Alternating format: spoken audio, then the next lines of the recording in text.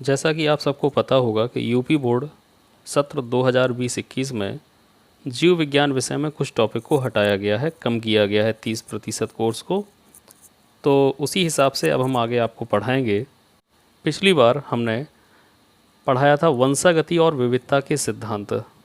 इस अध्याय में कुछ टॉपिक को हमने पढ़ा दिया था, जैसे कि आनुवांशिकता, आनुवांशिकी, मेंडल के नियम, आनुवांशिकी से संबंधित शब्दावली। अब इस अध्याय में जो भी टॉपिक बचे हुए हैं वो हम आपको पढ़ाएंगे, और जहाँ तक आपने लिख लिया है उसके आगे अब आप लोग लिखना शुरू करेंगे। आज का टॉपिक रहेगा मेंडलीय अनुपात अथवा मेंडलीय अनुपात से विचलन अथवा मेंडल के नियमों से विचलन। पहले तो आप लोग समझ लें कि ये विचलन है क्या चीज़। विचलन अर्थात डेविएशंस। मेंडलवाद की सन 1900 में पुनर्खोज के बाद आनुवांशिकी पर वैज्ञानिकों ने बहुत तीव्र गति से अनुसंधान किया, बहुत खोजें करीं। इसके फलस्वरूप अनेक ऐसे आनुवांशिक लक्षणों का पता चला जिनकी वंशागतियाँ मेंडलीय पद्धति से बिल्कुल अलग थीं और बहुत ही जटिल थीं। इन आनुवांशिक लक्षणों में ना तो मेंडल का प्रभाविता का नियम, ना ही पृथक्करण का नियम और ना ही स्वतंत्र व्यूहन का नियम लागू होता था। अर्थात ये ऐसी आनुवांशिक वंशागतियाँ थीं जिनमें मेंडल के तीनों में से कोई भी नियम पालन नहीं करते थे। इन्हें ही मेंडल पद्धति के विचलन कहते हैं। इसे मेंडलीय अनुपात या मेंडलीय नियमों से विचलन भी कहा जा सकता है। जब वैज्ञानिकों ने देखा कि कुछ जगह पर मेंडल के नियम काम करते ही नहीं हैं, तो इस प्रकार उसमें संशोधन करके नव मेंडलीय आनुवांशिकी तैयार की गई, जिसमें आनुवांशिक लक्षणों से संबंधित जीनों के पारस्परिक प्रभाव को दो श्रेणियों में बांटा गया। पहला था एलीली जीनों का पारस्परिक प्रभाव और दूसरा था गैर एलीली जीनों का पारस्परिक प्रभाव।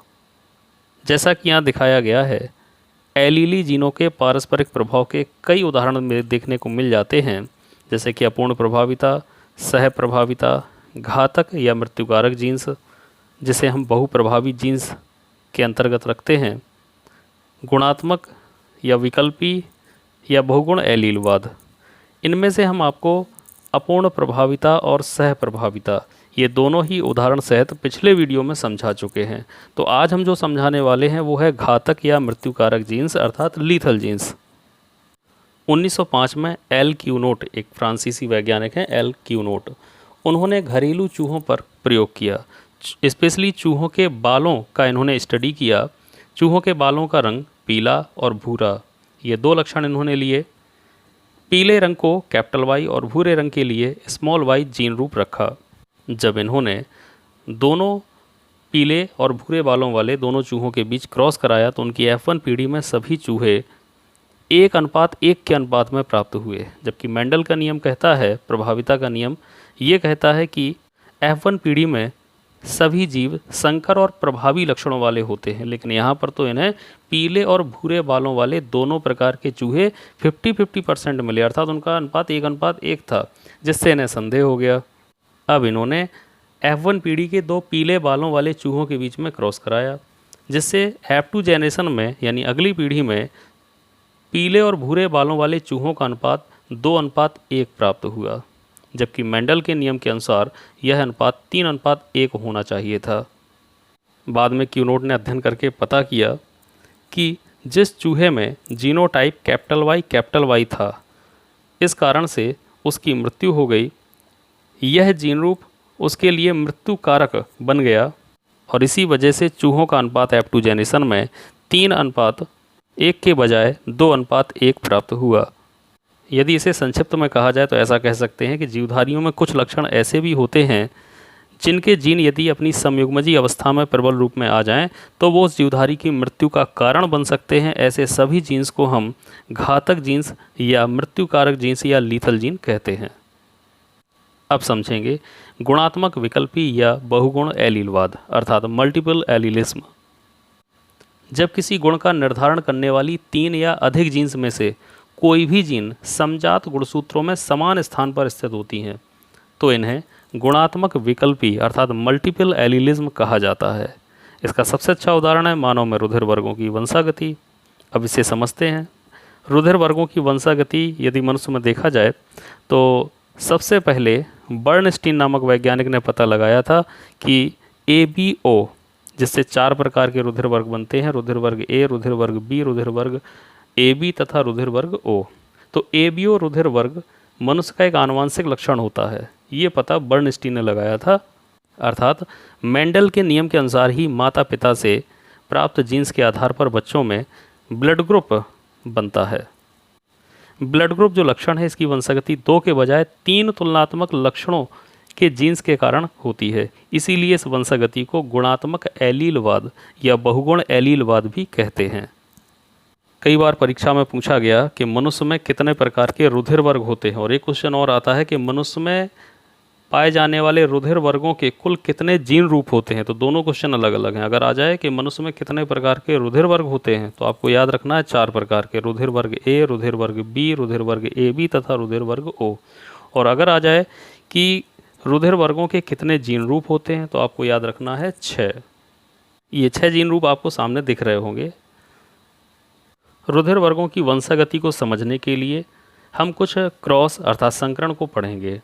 जैसे उदाहरण के लिए हमने ले लिया कि माता का रुधिर वर्ग A है और पिता का रुधिर वर्ग B है, तो इनकी संतानों का रुधिर वर्ग क्या हो सकता है। इस प्रकार के क्रॉस में हम एक पुनेट द्वारा तैयार एक वर्गाकार बॉक्स बनाएंगे और उस बॉक्स में 4 खाने बना देंगे। ऊपर की ओर माता के अंडाणु तथा साइड से लंबाई में हम पिता के शुक्राणुओं की जीन रूप को रखेंगे। माता के अंडाणुओं, क्योंकि हम पहले बताया कि माता का रुधिर वर्ग A है, तो इसके जीन रूप या तो जीन A होंगे या जीन A जीन O होगा। तो हमने इनमें से पहले जीन A जीन रूप को लिया और रख दिया। इसके बाद पिता के जो शुक्राणु हैं उसके जो जीन रूप हैं, रुधिर वर्ग B था तो जीन रूप 2 प्रकार के बनेंगे, जीन B या जीन B जीन O। तो हमने यहाँ पे जीन B और जीन B को लिया। अब दोनों का हम क्रॉस कराएंगे। पहले कॉलम में जीन A जीन B, दूसरे कॉलम में जीन A जीन B, तीसरे में भी यही और चौथे में भी यही कंडीशन आती है। अर्थात इनकी सभी संतानों का रुधिर वर्ग AB होगा। अब यदि इसी क्रॉस को हम दूसरे जीन रूप लेकर बनाएं तो कैसे बनेगा। जैसे कि माता का रुधिर वर्ग A है और A का जीन रूप हमने लिया जीन A जीन O। पिता का रुधिर वर्ग B है और हमने रुधिर वर्ग लिया है जीन B जीन O। तो दोनों का क्रॉस दिखाया गया है सामने। जब हम इसका क्रॉस बनाएंगे तो इनकी 25% संतानें A रुधिर वर्ग वाली, 25% संतानें B रुधिर वर्ग वाली, 25% संतानें AB रुधिर वर्ग वाली तथा 25% संतानें O रुधिर वर्ग वाली प्राप्त होंगी। अब पढ़ेंगे इसका दूसरा भाग, गैर एलीली जीनों के पारस्परिक प्रभाव। इसमें हम मेंडलीय नियमों के ऐसे विचलन के बारे में पढ़ेंगे जिनमें कि किसी लक्षण के दृश्य रूप प्रकटन में जीन्स की एक एलीली जोड़ी के प्रभाव को दूसरी एलीली जोड़ी के जीन्स बदल देते हैं। इसमें हम एपीस्टेसिस और हाइपोस्टेसिस को समझते हैं। सबसे पहले तो जब एक एलीली जोड़ी का कोई जीन दूसरी एलीली जोड़ी के जीन के प्रभाव को रोक देता है, तो यहाँ पर प्रभावशाली जीन जो होगा उसे एपिस्टैटिक जीन कहेंगे और प्रभावित जीन जो होगा जिसका प्रभाव छिप गया है उसको हाइपोस्टैटिक जीन या हाइपोस्टैटिक कारक कहा जाता है। इस प्रक्रिया में प्रभावशाली जीन के प्रभाव को हम एपिस्टेसिस कहेंगे, जबकि प्रभावित होने वाले जीन के प्रभाव को हम हाइपोस्टेसिस कहेंगे। अब समझेंगे संपूरक जीन्स अर्थात कॉम्प्लीमेंट्री जीन्स ये क्या हैं। इसमें किसी भी जोड़ी के प्रबल जीन की अभिव्यक्ति तभी होती है जब दूसरी जोड़ी का प्रबल जीन भी उपस्थित हो। अब समझेंगे अनुपूरक जीन्स अर्थात सप्लीमेंट्री जीन्स। इसमें एक जोड़ी के प्रबल जीन की अभिव्यक्ति तो दूसरी जोड़ी के प्रबल जीन की उपस्थिति के बिना ही स्वतंत्र रूप से हो जाती है, लेकिन दूसरी जोड़ी के प्रबल जीन की अभिव्यक्ति पहली जोड़ी के प्रबल जीन की उपस्थिति में ही होती है, यानी उसको उपस्थित होना पड़ेगा तभी वो अपने लक्षणों को प्रदर्शित कर पाएगा।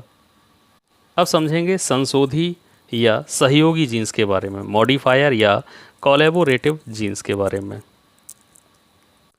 प्रत्येक जोड़ी के प्रबल जीन का अपना अलग प्रभाव होता है, परंतु दोनों जोड़ियों के प्रबल जीन्स जब साथ साथ हों तो एक नए लक्षण का दृश्य रूप प्रकटन हो जाता है। अब समझेंगे मात्रात्मक या बहुजीनी वंशागति अर्थात पॉलीजेनिक इनहेरिटेंस। जीव जातियों की आबादी में कुछ आनुवंशिक लक्षणों में विभिन्न सदस्यों के बीच थोड़ी थोड़ी अविच्छिन्न विभिन्नताएं होती हैं। अविच्छिन्न का मतलब कंटिन्यूस वेरिएशन, जो हमें हर समय मिल जाएंगी। जैसे एक कक्षा की ही बात की जाए तो उनकी लंबाई समान नहीं होगी। त्वचा की रंग की बात की जाए तो जितने भी व्यक्ति हैं उनकी त्वचा के रंग में थोड़ा बहुत अंतर जरूर होगा, तो इसे कहते हैं अविच्छिन्न विभिन्नताएं, कंटिन्यूस वेरिएशन कहते हैं, जो हमेशा हर जगह देखने को मिलती हैं। तो फिर से समझते हैं इस डेफिनेशन को कि जीव जातियों की आबादी में कुछ आनुवंशिक लक्षणों में विभिन्न सदस्यों के बीच थोड़ी थोड़ी अविच्छिन्न विभिन्नताएं होती हैं। ऐसे लक्षणों की वंशागति को मात्रात्मक वंशागति या बहुजीनी वंशागति कहते हैं। अब पढ़ेंगे वंशागति का गुणसूत्रीय मत। कई बार बोर्ड में पूछा गया वंशागति का गुणसूत्रीय मत और वंशागति का जीन मत, तो दोनों ही इंपॉर्टेंट हैं। Chromosomal theory of inheritance. Boveri और सटन दो वैज्ञानिक हैं, इनके नाम आप लोग याद रखें। 1902 में सटन तथा बावेरी ने पता लगाया कि युग्मकों के बनने की प्रक्रिया में समजात गुणसूत्रों का युग्मकों में पृथक्करण, फिर नर और मादा युग्मकों के बीच संयोजन की प्रक्रिया में समजात गुणसूत्रों का फिर से जोड़ियों में मिलना ठीक उसी प्रकार से होता है जैसे कि मेंडल ने अपने आनुवांशिक कारकों के लिए बताया था। इन वैज्ञानिकों ने बताया कि संभवतः गुणसूत्र ही मेंडल के कारकों का कार्य करते हैं। अब ये कारक क्या है? मेंडल ने बताया था कि कुछ ऐसी चीज़ें होती हैं जो माता पिता के लक्षणों को या एक पीढ़ी के लक्षणों को अगली पीढ़ी में ले जाती हैं, उन्हें हम कारक कह सकते हैं। तो उस समय कारक चलता था मेंडल के टाइम पे कि कारक, लेकिन इन्होंने कारक का डिटेल में वर्णन नहीं कर पाए मेंडल, केवल ये कहा था कि कारक होते हैं कुछ जो एक पीढ़ी के लक्षणों को अगली पीढ़ी में ले जाते हैं। सटन तथा बावेरी ने भी यही बताया कि जो गुणसूत्र होते हैं वही मेंडल के कारक थे। इसी आधार पर सटन और बावेरी ने 1902 में, स्पेशली सटन कह सकते हैं यहाँ पे कि सटन ने ही स्पेशली 1902 में वंशागति का गुणसूत्रीय मत प्रस्तुत किया था। अब समझेंगे वंशागति का जीन मत, जेनेटिक थ्योरी ऑफ इनहेरिटेंस। जब वंशागति का गुणसूत्रीय मत आ गया तो कई वैज्ञानिकों का इस पर एक विशेष ध्यान गया कि आनुवांशिक लक्षणों की संख्या गुणसूत्रों से काफ़ी अधिक होती है, जिसके कारण वंशागति के गुणसूत्रीय मत की मान्यता समाप्त हो गई। फिर बाद में सटन ने दोबारा से अध्ययन किया और पता लगाया कि मेंडल के जो कारक हैं अर्थात गुणसूत्र हैं, गुणसूत्रों से बहुत छोटे हैं और इन्हीं में स्थित होते हैं। एक गुणसूत्र जो है वो एक लक्षण को लेकर अगली पीढ़ी में नहीं जाता है। गुणसूत्र में बहुत छोटे छोटे कारक होते हैं जिन्हें बाद में जॉनसन ने 1909 में जीन्स नाम दिया था, और इन्हीं जीन्स के कारण एक पीढ़ी के लक्षण अगली पीढ़ी में ट्रांसफ़र होते हैं। मॉर्गन ने 1910 में पता लगाया कि जीन्स गुणसूत्रों में पंक्तिबद्ध क्रम में लगे रहते हैं, और उन्होंने ही फिर इस मत का नाम बदलकर, जो ये पहले नाम था वंशागति का गुणसूत्रीय मत, उसका नाम बदला और इसका नाम रखा वंशागति का जीन मत, क्योंकि यहाँ पर क्लियर हो गया कि गुणसूत्र स्पेशली लक्षणों को लेकर अगली पीढ़ी में नहीं जा रहा। गुणसूत्र के अंदर छोटे छोटे जो पार्टिकल्स हैं, जो जीन्स हैं, वो अगली पीढ़ी में ले जाते हैं, इसलिए इस मत का नाम हो गया वंशागति का जीन मत।